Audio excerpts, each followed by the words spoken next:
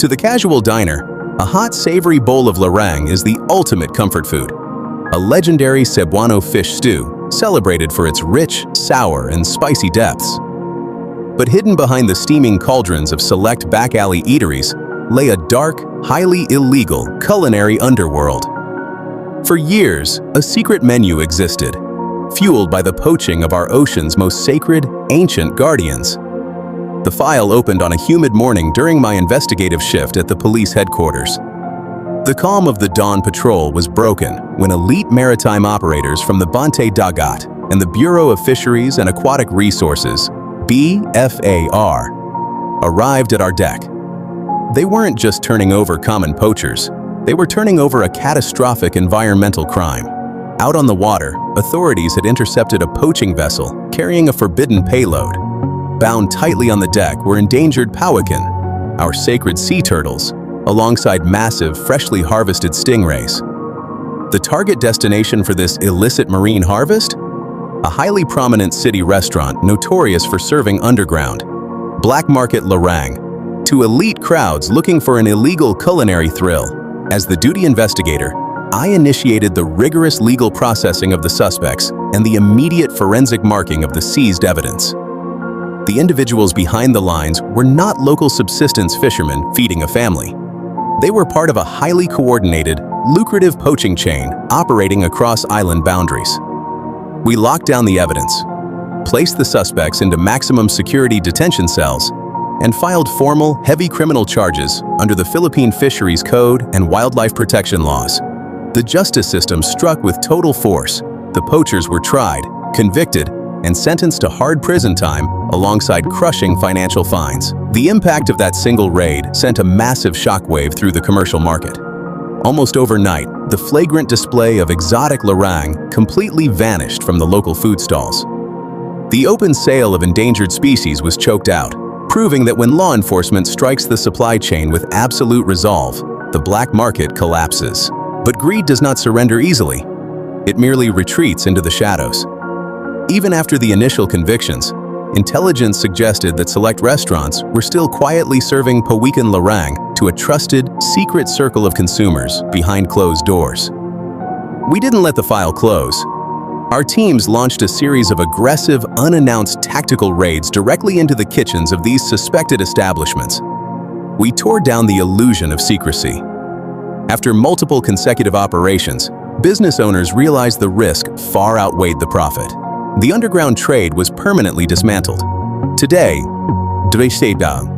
those very same markets and restaurants have completely reformed their menus. The forbidden dishes have been permanently replaced by legal, sustainable, and equally delicious alternatives. Traditional Larang built on tagutongan and fresh tuna. The culture adapted because the law refused to bend. Let's step behind the production curtain of Chings' perspective. Documenting active environmental convictions involving endangered species requires absolute professional care, ethical precision, and adherence to court confidentiality rules. We cannot leak raw operational videos or expose active intelligence frameworks. To deliver this critical public warning to our global audience, we engineer hyper-realistic AI visuals.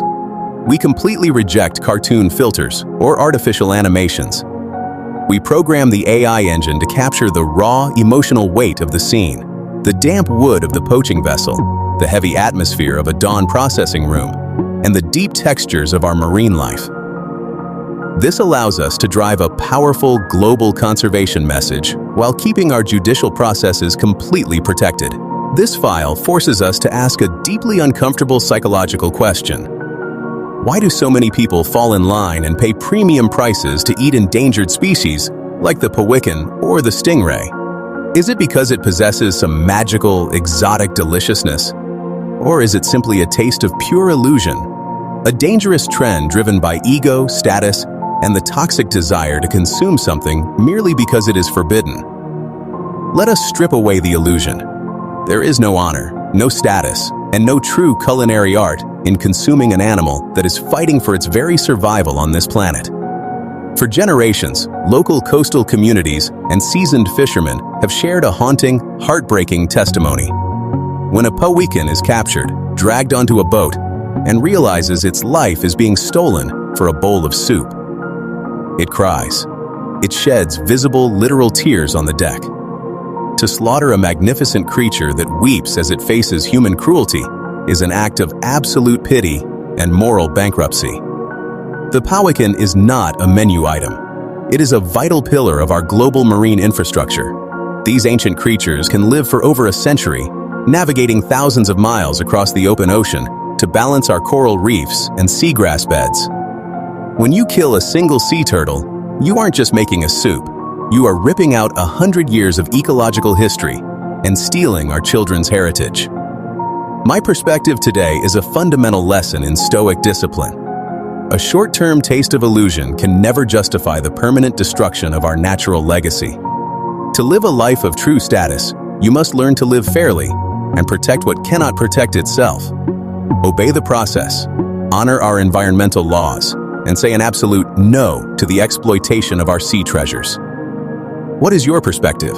Should patrons who knowingly buy and consume illegal endangered dishes face the exact same prison time as the poachers who catch them? Let me know in the comments below. Keep your mind sharp, your choices honorable, and your perspective grounded. I'm Ching, and I'll see you in the next case file. If you made this far, comment the word "more" so I know who the real ones are.